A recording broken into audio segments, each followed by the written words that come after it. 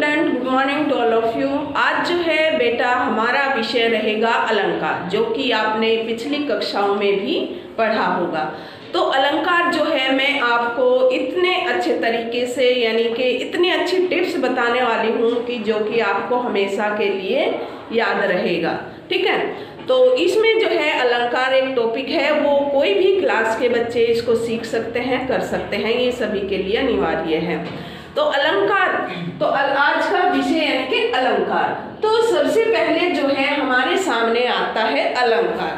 तो हम कोई भी विषय लेंगे, कोई भी जब शीर्षक लेते हैं तो सबसे पहले उसके बारे में जानना अनिवार्य है। तो यानी कि जब हम अलंकार को पूछेंगे कि अलंकार क्या है ये अलंकार, इसका क्या अर्थ होता है, हमने पहले कभी ऐसा देखा नहीं कि अलंकार क्या है। तो अलंकार से तात्पर्य यानी कि इसका अर्थ होता है सबसे पहले अर्थ है इसका शाब्दिक अर्थ क्या है कि गहना अर्थात आभूषण।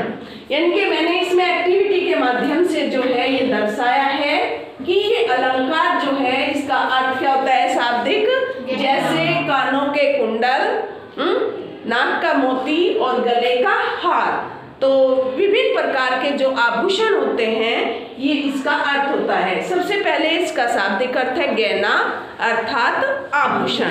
तो ये तो हो गया इसका अर्थ। अब हमारे सामने आता है इसकी परिभाषा कैसे देंगे, अलंकार से आप क्या समझते हैं, अलंकार से क्या तात्पर्य है, या अलंकार किसे कहते हैं। तो अलंकार का शाब्दिक अर्थ तो हमने आपको बता ही दिया, गहना अर्थात आभूषण। तो सबसे पहले आप इसका अर्थ लिखते हुए उसके बाद इसकी परिभाषा देंगे। तो अलंकार का शाब्दिक अर्थ गहना अर्थात आभूषण, जिस प्रकार स्त्री अपने सौंदर्य वर्धन के लिए यानी कि अपने को सजाने के लिए, सौंदर्य वर्धन यानी कि अपने आप को सजाने के लिए भिन्न भिन्न गहनों का प्रयोग करती है, जैसे कानों में कुंडल का, गले में हार का और नाक में मोती का। तो ठीक उसी प्रकार जो है एक कवि या लेखक जो है वो अपने साहित्य के सौंदर्य को अर्थात अपनी जो है कविता की सुंदरता को बढ़ाने के लिए, किसकी कविता की सुंदरता को बढ़ाने के लिए, साहित्य की सुंदरता को बढ़ाने के लिए जो है भिन्न भिन्न अलंकारों का प्रयोग करता है। ये आपको आ गया होगा। अलंकार का शाब्दिक अर्थ है क्या, गहना अर्थात आभूषण।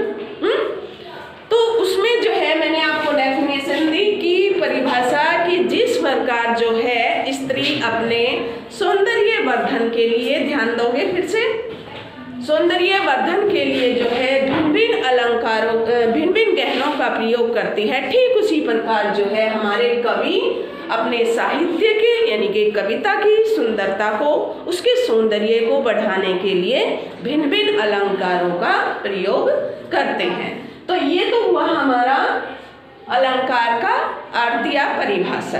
ठीक है, फिर आता है हमारे सामने कि अलंकार जो है कितने प्रकार के होते हैं। तो शब्द जो है हमारा किससे बनता है, वर्णों से, वर्णों से बनता है ना शब्द, वर्णों के सार्थक समूह को शब्द कहते हैं। तो यहाँ पर ये बेटा क्लियर दिया गया है शब्दा अलंकार। तो यानी कि इसी में जो है इसका अर्थ दर्शाया गया है, जिन पंक्तियों में, जिन दोहों में शब्दों के कारण जो है चमत्कार उत्पन्न होता है उसे हम क्या कहते हैं, शब्दा अलंकार। तो इसका क्लियर हो गया। लेकिन इसमें एक ही बात आपने याद रखनी है, चमत्कार किसके कारण, इसके कारण, शब्दों के कारण चमत्कार उत्पन्न होता है, उसे हम शब्दालंकार कहते हैं। फिर नेक्स्ट आता है आपका अर्था अलंकार। तो इसमें भी अर्थ आपका दर्शाया गया है कि अर्था अलंकार की जिन पंक्तियों में, जिन दोहों में अर्थों के कारण, किसके कारण, अर्थों के कारण जो है चमत्कार उत्पन्न होता है उसे हम अर्थालंकार कहते हैं। तो ये आपको क्लियर हो गए दोनों। अब अलंकार का हो गया आपको परिभाषा क्लियर। तो अब आगे चलते हैं। तो फिर आता है हमारा शब्दालंकार के कितने भेद हैं या कितने प्रकार के होते हैं। तो शब्दालंकार जो है हमारे मुख्य रूप से कितने प्रकार के होते हैं, 3 प्रकार के। सबसे पहले अनुप्रास अलंकार, सेकंड यमक अलंकार और थर्ड श्लेष अलंकार। तो ये आपको याद होनी चाहिए। सबसे पहले अनुप्रास अलंकार, सेकंड यमक अलंकार और तीसरा श्लेष अलंकार। फिर आता है हमारे कि अनुप्रास अलंकार किससे कहते हैं या क्या तात्पर्य है या आप इससे क्या समझते हैं। तो इसमें जो है अनुप्रास अलंकार में क्या होता है बेटा, जहां पर एक वर्ण की आवर्ती, वर्ण समझते हो ना, तो क्या होते हैं वर्ण बताएगा, यानी कि क ख ग ये हमारे क्या है वर्ण। तो इसमें जो है हम पहचान के लिए इसमें लिख लेंगे वर्ण, जिससे कि हम पहचान सके। तो इसकी परिभाषा हम कैसे लेंगे, जिस पंक्ति में जो है एक वर्ण की आवर्ती, किसकी आवर्ती, वर्ण की आवर्ती, आवर्ती यानी कि बार बार आना, वर्ण की आवर्ती बार बार आए यानी कि एक से अधिक बार आए, यानी कि 5-6 बार वही नहीं, यानी कि एक से अधिक बार आए, तो उसे हम क्या कहते हैं, अनुप्रास अलंकार। तो पहचान के लिए हमने क्या लिखा है इसमें वर्ण। तो वर्ण से आप समझ जाएंगे कि इसमें क्या होने वाला है या इसकी परिभाषा क्या होने वाली है। अनुप्रास अलंकार में यानी कि एक वर्ण की आवर्ती, आवर्ती होता है इसको बार बार आना, वर्ण की आवर्ती जो है बार बार आती है, तो उसे हम क्या कहते हैं, अनुप्रास अलंकार। जैसे इसका उदाहरण मैंने यहाँ पर दर्शाया है, चारों चंद्र की चंचल किरणें, चारों चंद्र की चंचल किरणें खेल रही जल थल में। तो इसमें जो है यहाँ पर चे और चे की आवर्ती, योजक शब्द हम नहीं मानते बीच के, यानी कि चे की आवर्ती जो है एक से अधिक बार आई है। तो यहाँ पर वर्ण हुआ ना, क्या हो गया, ये वर्ण हुआ हमारा, वर्ण ही है ना, च इनकी 6 वर्ण की आवर्ती जो है बार बार आने पर यहाँ हमारा क्या हुआ, अनुप्रास अलंकार। यानी कि इसके आप और अन्य उदाहरण भी दे सकते हैं, मैंने एक ही उदाहरण यहाँ पर दर्शाया है। इसमें एक और अच्छा उदाहरण आप दे सकते हैं, रघुपति राघव राजा राम। सभी बच्चों को याद भी रहेगा, ये इजी भी है कि रघुपति राघव राजा राम पतित पावन सीताराम। तो यहाँ पर जो है र की आवर्ती बार बार होने के कारण यहाँ पर हमारा क्या होगा, अनुप्रास अलंकार। तो और भी जैसे बच्चे बोलते हैं पीतल के पतीले में पपीता पीला पीला, ये अन्य उदाहरण है, ये हम इसमें नहीं दे सकते, ये हम समझने के लिए बोल सकते हैं, ठीक है। तो जैसे ये हो गए हमारे किसके, अनुप्रास अलंकार के उदाहरण मैंने आपको जो बताए हैं। तो इसमें क्या हुआ, यानी कि एक वर्ण की आवर्ती बार बार आने के कारण यहाँ पर क्या हो गया हमारा, अनुप्रास अलंकार। सेकंड आता है हमारा यमक अलंकार। इसमें क्या होता है, यमक का अर्थ होता है 2। तो इसमें हम यहाँ पर समझने के लिए क्या लिख लेंगे, 2।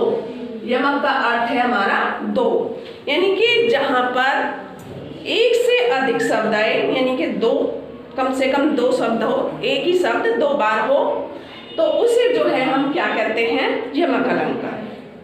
यानी कि एक शब्द एक से अधिक बार आए, 2 बार आए, कम से कम 2 बार आए, ठीक है। यमक का अर्थ यानी कि 2 बार, जहां एक शब्द जो है 2 बार आए और उसका अर्थ जो है अलग अलग हो, उसका अर्थ अलग अलग हो, तो उसे हम क्या कहते हैं, यमक अलंकार। तो इसका उदाहरण जो है, कनक कनकते 100 गुनी मादकता अधिकाय, वह खाए बोराए नर यह पाए बोराए। तो इसमें जो है बेटा आपने देखा यहाँ पर कनक और कनक यानी कि 2 बार आया है। कितने बार आया है, 2 बार आया है। तो हमने यहाँ पहचान के लिए क्या लिखा है, यानी कि 2 बार। यानी कि ये जो यमक का उदाहरण है, यानी कि यमक का अर्थ जो होता है वो 2 होता है, यानी कि एक शब्द जो है 2 बार आए और उसका अर्थ जो है अलग अलग हो, तो उसे हम क्या कहते हैं, यमक अलंकार।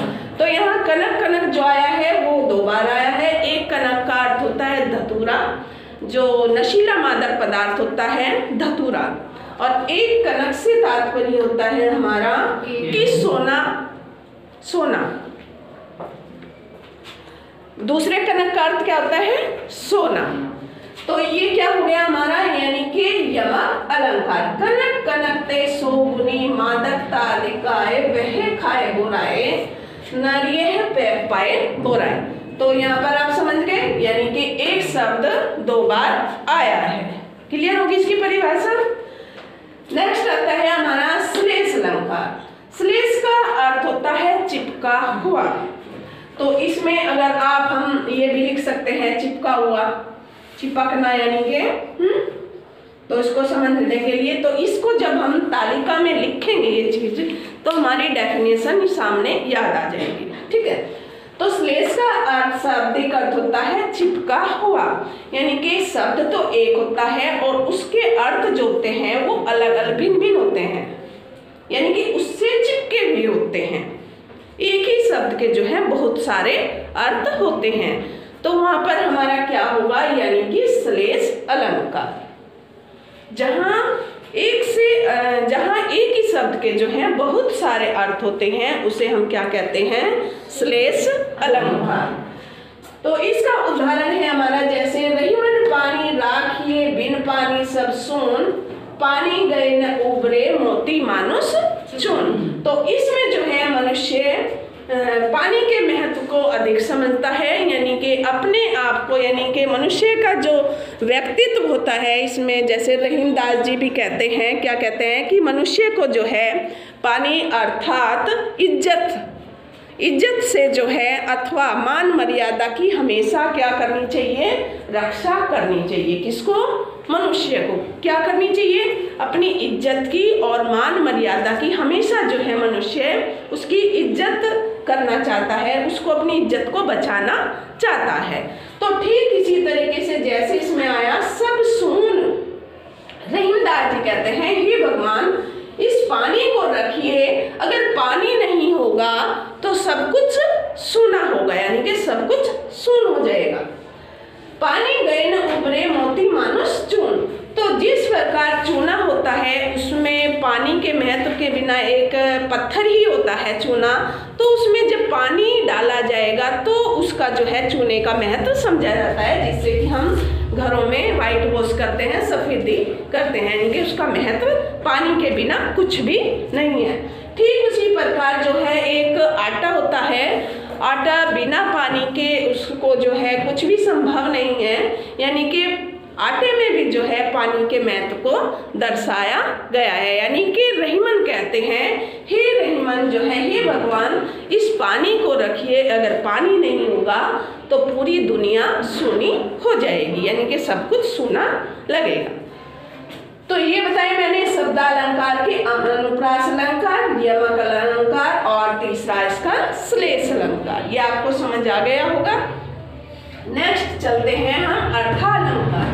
जैसे मैंने बताया था कि जहाँ पर अर्थों के कारण चमत्कार उत्पन्न होता है उससे हम क्या कहते हैं, अर्था अलंकार कहते हैं। तो इसका सबसे पहला नंबर है 1 उपमा अलंकार। क्या है इसका? उपमा अलंकार। तो इसमें क्या होता है, उपमा किसी से किसी विषय वस्तु की तुलना की जाती है। तो इसमें ये मतलब याद रखेंगे हम कि किसी से किसी की तुलना की जाती है, कोई भी विषय वस्तु इसमें हो सकती है।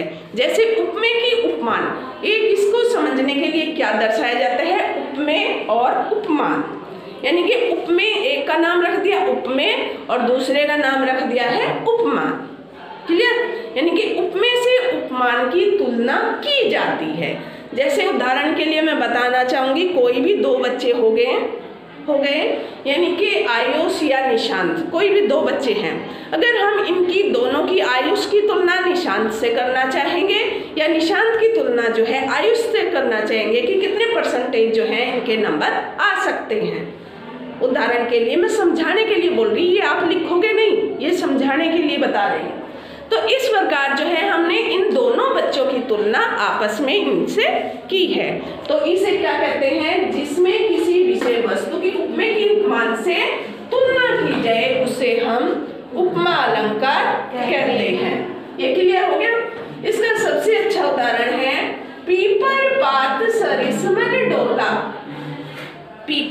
यानी कि पीपल के पत्ते के समान मनुष्य का मन डोला।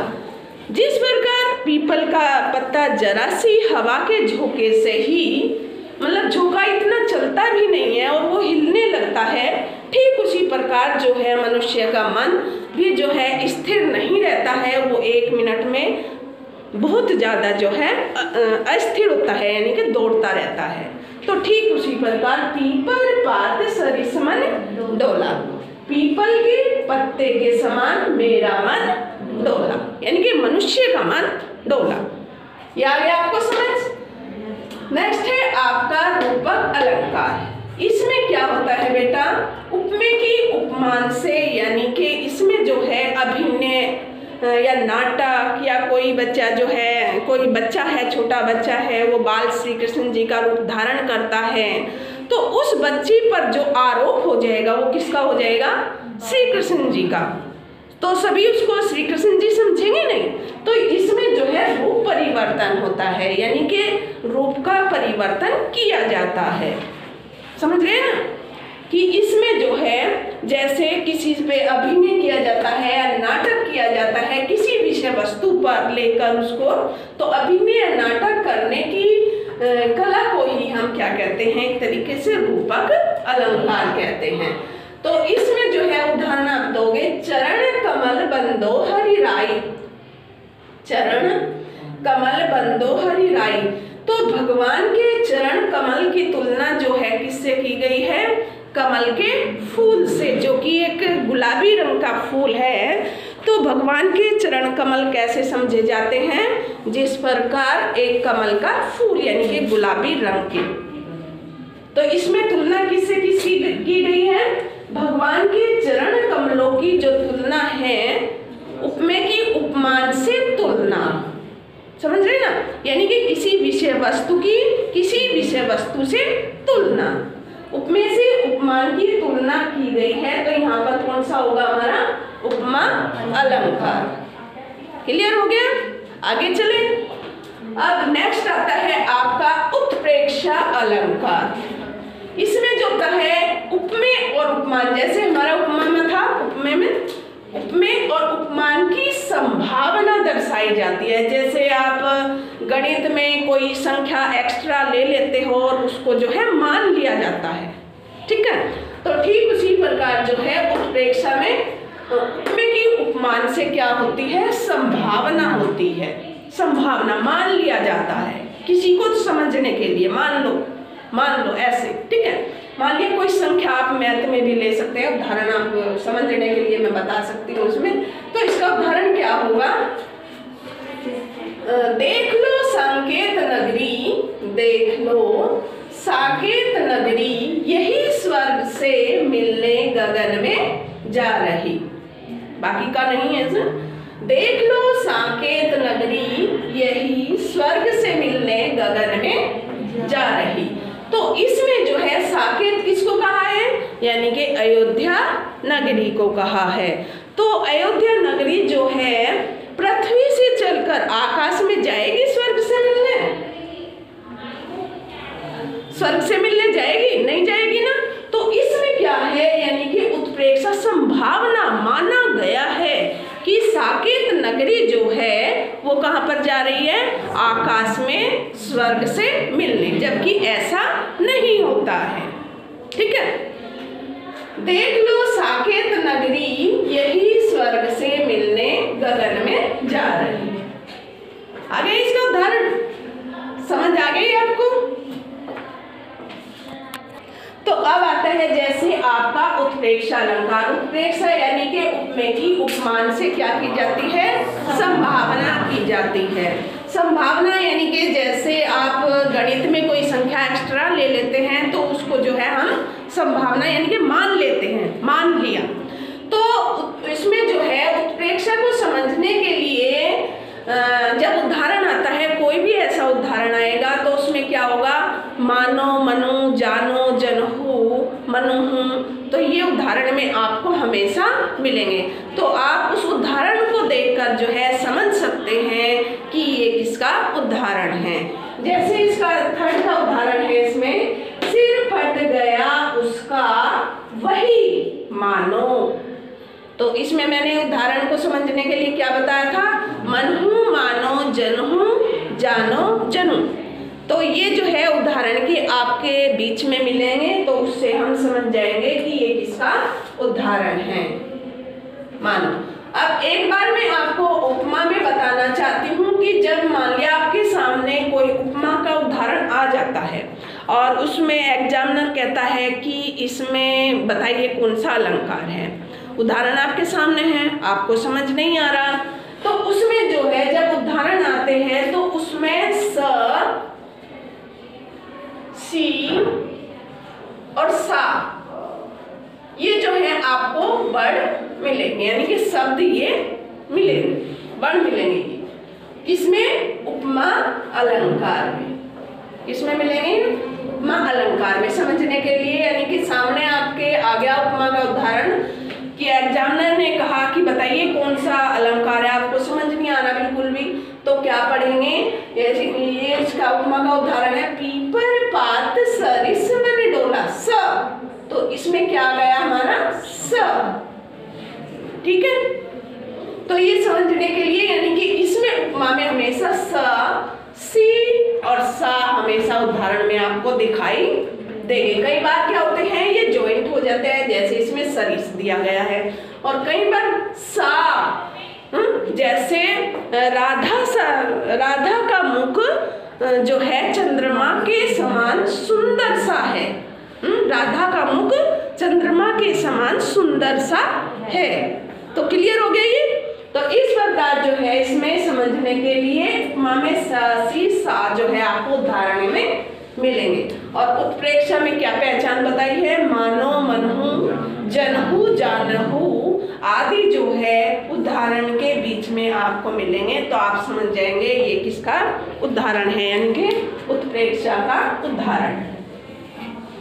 फिर आता है आपका अतिशयोक्ति। तो इसमें जो है आपको यहाँ से ही दिखाई दे रहा होगा कि अति किसे कहते हैं? जहां पर किसी की बहुत अधिक अति हो जाए, किसी अति यानी कि बहुत ज्यादा हो जाए, या कोई किसी को बहुत ज्यादा शब्द कह दे, या कोई कुछ ज्यादा खा ले, अति से ज्यादा खाना जो है ग्रहण कर ले, तो यानी कि वो अति हो जाती है। या कोई किसी को जो है लड़ाई में ज्यादा कुछ कह रहा है, यानी कि अति हो गई, तो कई जो है वहां पर खड़े होते हैं तो वो भी इस चीज को बोलते हैं कि बहुत अति हो गई, यानी कि बहुत ज्यादा हो गया। तो इससे जो है आपको पता लगे अतिशयोक्ति, जहां पर जो है इतना बढ़ा चढ़ाकर वर्णन किया जाए कि लोक मर्यादा का उल्लंघन हो जाए। जहां पर इतना बढ़ा चढ़ाकर वर्णन किया जाए कि लोक मर्यादा का उल्लंघन हो जाए, तो वहां पर क्या हो जाएगा हमारा? अतिशयोक्ति अलंकार। क्या हो जाएगा?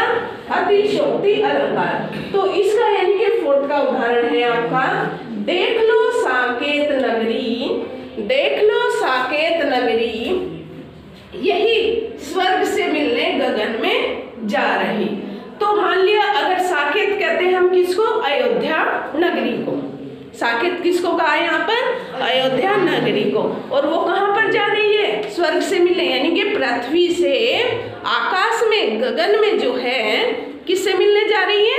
स्वर्ग से मिलने। तो यहाँ पर क्या हो गया है? अति हो गई है किसी चीज की, बहुत ज्यादा अत्यधिक अति हो गई है कि इतना बढ़ा चढ़ाकर जो है यहाँ वर्णन कर दिया गया है कि लोक मर्यादा का इसमें उल्लंघन हो गया है। तो ये किसका था? अतिशयोक्ति का उदाहरण। देख लो साकेत नगरी, स्वर्ग से मिलने जा रही गगन में। नेक्स्ट आता है आपका मानवीकरण अलंकार। कौन सा है?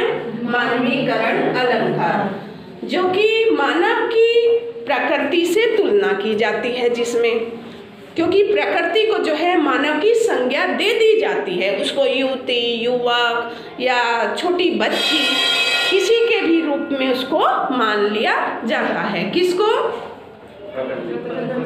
हाँ, मानवीकरण में। तो इसमें जो है मानव की तुलना को, यानी कि उपमेय की उपमान से जो तुलना होती है प्रकृति से की जाती है, तो इसे जो है हम क्या कहेंगे? मानवीकरण अलंकार। जैसे आपने 9th क्लास में पढ़ा होगा कभी कि धूल भागी घाघरा उठा के।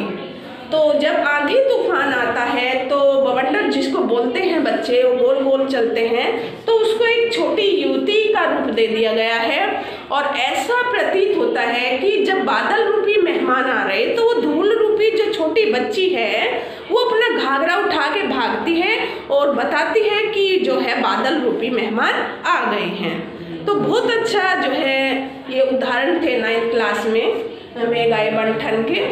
तो इसमें जो है मैंने उदाहरण दिया है दिवसा बसान का समय, मेघ में आसमान से उतर रही है वह संध्या सुंदर परी सी। कैसे? धीरे धीरे धीरे।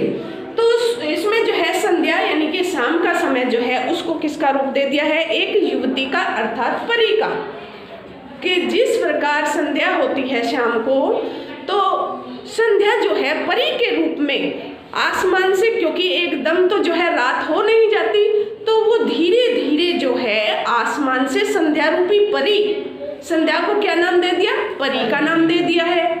तो यहाँ पर क्या हुआ? यानी कि मानवीकरण अलंकार, क्योंकि यहाँ पर जो युवती थी उसको किसका रूप दिया है? प्रकृति का। प्रकृति में ही तो है ना, हमारी संध्या किसी प्रकृति है, यानी कि उसको जो है परी का नाम दे दिया है। तो संध्या सुंदर परी सी वो आसमान से कैसे उतर रही है? धीरे धीरे धीरे।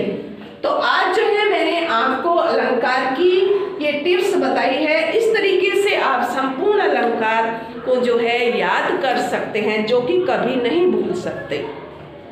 ठीक है, इसमें जैसे ये मैंने यहाँ पर गहना बना दिया है, तो इसका शाब्दिक अर्थ समझ जाओगे, क्या अर्थ है इसका? ठीक, इसी में वर्ण किसकी आवर्ती होती है? वर्ण की आवर्ती होती है।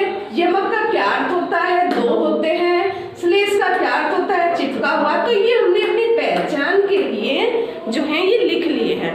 और उपमा में मैंने क्या बताया? से, सी, सा। उदाहरण में जो है ये आपको मिलेंगे। और रूपक में यानी कि रूप के बारे में जो है इसमें अभिनय, नाटक, कोई भी किसी का रूप धारण कर सकता है।